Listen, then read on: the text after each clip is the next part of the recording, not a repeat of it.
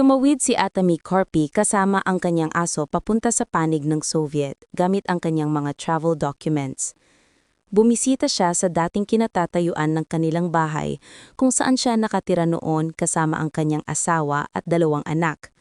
Ibinuwag ni Atami ang natirang kahoy mula sa lumang bahay at pinagsama-sama ito upang maiuwi pabalik sa Finland.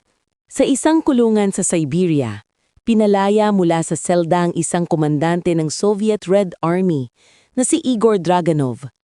Dinala siya upang makipagkita sa isang opisyal ng KGB na alam na si Draganov ang responsable sa pagpaslang sa pamilya ni Atami, ang dahilan kung bakit siya naging mabanghis at nakilala bilang Koschei.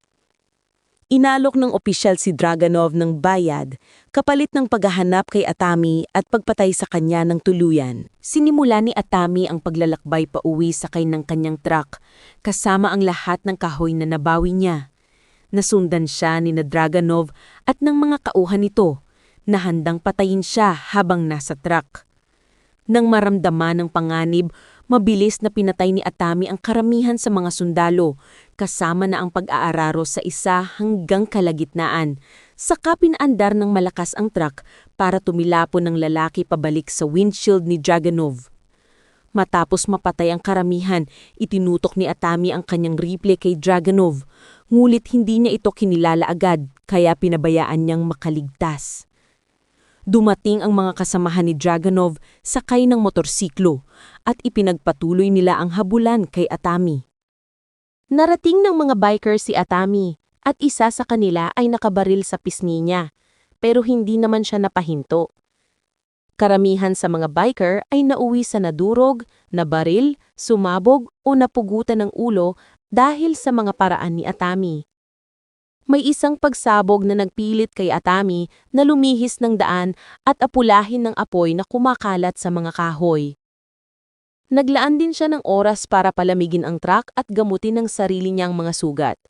Samantala, inutusan ni Draganov ang mga reinforcement na pakawalan ang impyerno. May ilang fighter jets na paparating para habulin si Atami. Bumalik siya sa pagmamaneho at panandaliang nagtago sa isang kamalig. Pero agad siyang umarangkada nung magsimulang bombahin ng mga jet ang lugar. Nagawa ni Atami na pabagsakin ng isa sa gubatan sa pamamagitan ng paghinto at pagpapasabit ng pakpak nito, dahilan para mag-crash ang piloto sa apoy. Naghintay si Atami hanggang maging ligtas at tahimik bago muling magpatuloy sa paglalakbay. May isa pang fighter pilot na lumapit kay Atami mula sa gilid ng bangin.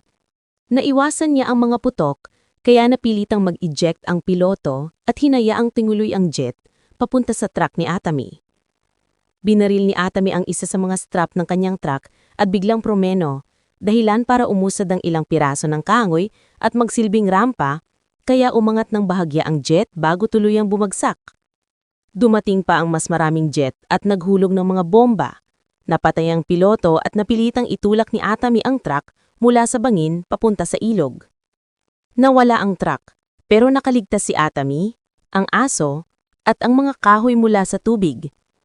Gumawa siya ng balsa mula sa mga kahoy at napadpad sa isang tangke. Habang minamaneho ni Atami ang kanyang tangke papunta sa hangganan ng Soviet kung saan naghihintay sina Draganov at ang mga tauhan nito, nagsama-sama siya ng napakaraming pampasabog. Pinabilis pa niya ang takbo ng tangke sa pamamagitan ng pagbubuga ng gasolina sa makina bago pasabugin ang mga eksplosibo, na nagpaikot at nagpalipad sa buong tangke lampas sa hangganan at sa ibabaw mismo ni Draganov. Bumagsak ang tangke at nagkapira-tiraso. Pinalaya muna ni Atami ang kanyang aso bago siya mahuli dahil gusto pa siyang buhayin ng KGB.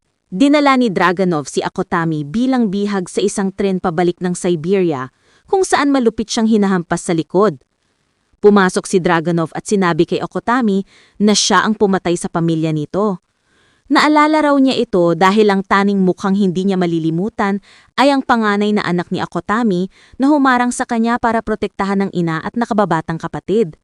Ipinagyabang pa ni Draganov na pinagtataga niya sila at ipinakain sa mga aso bago sabihing isang monstero lang si Akotami at hindi isang alamat. Pagkaalis ni Draganov, nagliyab muli ang galit ni Akotami at nabasag niya ang mga gapos niya. Hinugot niya mula sa kanyang binti ang kutsilyong itinago niya bago siya mahuli. Pumasok ang isang gwardya at agad siyang pinira-piraso ni Akutami. Tumalo naman palabas ng tren ang isa pang gwardya para makaiwas, pero napatay rin siya nang tumama sa puno. Inayos ni Akutami ang buhok niya gamit ang dugo at naghanda para sa kantidades no haharing na ormes. Kinuha ni Atami ang kanyang kutsilyo at dahan-dahang naglakad sa mga bagon ng tren kung saan tulog ang mga sundalo, pilit na dumadaan nang hindi sila magigising. Matagumpay siyang nakalagpas sa unang bagon, pero mas mahilap ang pangalawa. Kinailangan niyang ihagis ang isang pikwelo sa isang sundalong nakaspot sa kanya, at sa kanya sinaksak hanggang mamatay ang isa pang sundalo habang nakahiga ito. Nakalabas siya sa bagon bago pa magising ang sundalong nasa ilalim niya dahil sa tumutulong dugo at bumagsak na katawan. Sa huling bagon, natapakan ni Atami ang mga bubog matapos mabitawan ng isang sundalo ang kanyang bote. Sa huli, naggising ang mga sundalo at napilitan si Atami na patayin sila. Narinig ni Draganov na nasa unahang bagon ang kaguluhan at mabilis na iwinalay ang kanilang bahagi ng tren, iniwan si Atami sa likuran. Pagkatapos nito, nadiskubre ni Atami ang isang napakalaking missile. Sa loob ng kanyang bagon, naghihintay si Draganov na kunin ang bayad para sa pagkakahuli kay Atami. Pero bigla niyang tinalikuran ang opisyal ng KGB at ang mga tauhan nito. Pinatay niya silang lahat at kinuha ang pera para sa sarili niya. Pinapaputok ni Atami ang missile at sinasakay ito papunta sa kariton ni Draganov. Binabasag ang mga bintana at nakikipagsabayan sa kanyang kaaway sa isang laban. Matindi ang ipinakitang laban ni Draganov at naitulak niya si Atami pabalik sa missile. Binibigyan niya si Atami ng pagkakataong magsabi ng kanyang huling salita. Ngunit inilabas ni Atami ang isang bolt na tinanggal niya mula sa hawakan ng missile. Lumuwag ang missile at tumakbo papunta kay Draganov na nagmamadaling patungo sa dulo ng tren. Sumadsad ang missile sa bingo ni Draganov bago ito sumabog ng malakas. Sa hangganan ng Finland, nakarating si Atami gamit ang kanyang kariton na puno ng mga naibalik niyang kahoy. Ipinakita niya ang kanyang mga papeles sa gwardya sa border na nakilala siya at bumigay galang sa kanya. Si Atami ay abala sa muling pagtatayo ng kanyang bagong tahanan. At oo, nakuha niya na rin pabalik ang aso. May isang grupo ng mga lokal na lumapit sa kanya na may daladalang mga kasangkapan at inakala ni Atami na baka lalaban din sila sa kanya. Ngunit isa sa mga lalaki ang nagsabi na mukhang kailangan niya ng tulong. Kitang-kita ang pasasalamat ni Atami at tumulong ang mga lalaki sa kanya.